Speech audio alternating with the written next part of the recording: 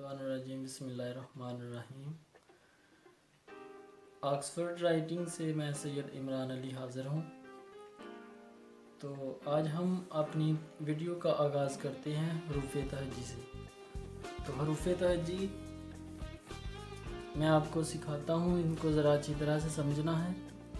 सबसे पहले आपने अलिफ़ को लिखना है। ये मैंने अलिफ़ पहले लिखा हुआ है और बे भी पहले लिखा हुआ है ताकि आपको अच्छी तरह से समझा सकूं। तो सबसे पहले आपने अलिफ़ को सीखना है। अलिफ़ बिल्कुल सीधा लिखा जाता है और जब अलिफ़ को पेन के साथ लिखा जाता है तो बिल्कुल सीधा लिखा जाता है इस तरह से।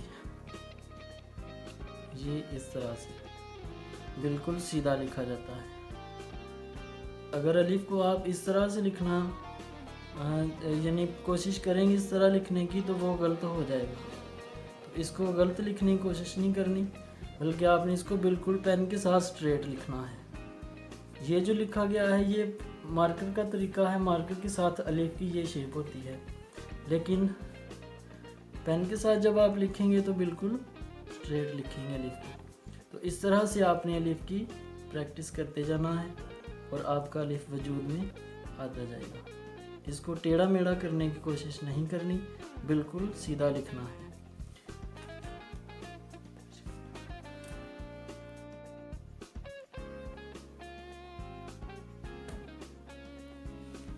अब बे सीखेंगे।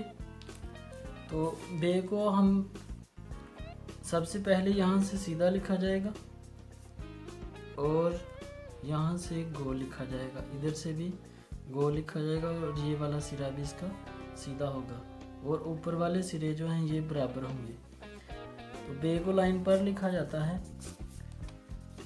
बे को जब पेन के साथ लिखा जाता है तो उसका तरीका है यूं इस तरह से, दोनों सिरे बराबर, ये वाले और नीचे से गोल। बे को यूं नहीं लिखना या फिर ऐसे करके बाहर को या फिर ऐसे कॉर्नर बनाकर नहीं लिखना इसको, ये गलत होता है। बे को दुरुस्त लिखने का तरीका यही है कि आप इसको यहाँ से यहाँ तक यूँ लिखें। और नेक्स्ट मार्कर से लिखने का जो तरीका है वो देखें। मार्कर के साथ ये इस तरह से आप प्रैक्टिस करते जाएं तो आपकी बेवजूद में आती जाएगी, क्योंकि राइटिंग प्रैक्टिस से आती है।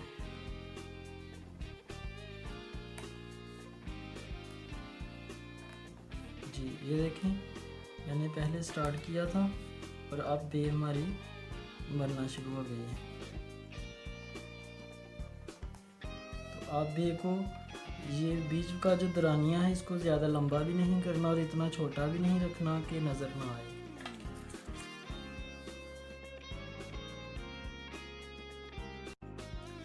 अब हम जीम सीखेंगे। जीम को लिखने का तरीका देख लें। पहले यहाँ से जीम को तिरछा लिखा जाता है, ऊपर से बिल्कुल सीधा लिखा जाता है और ये तिरछे के बराबर, और फिर ये इसकी गुलाई लिखी जाती है।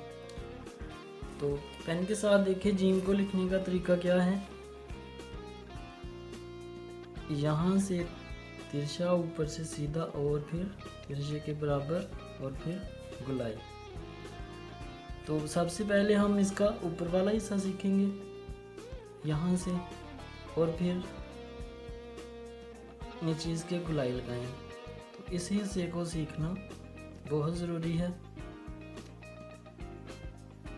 ये इस तरह से जीम बनेगा, क्योंकि अक्सर जीम लिखते हुए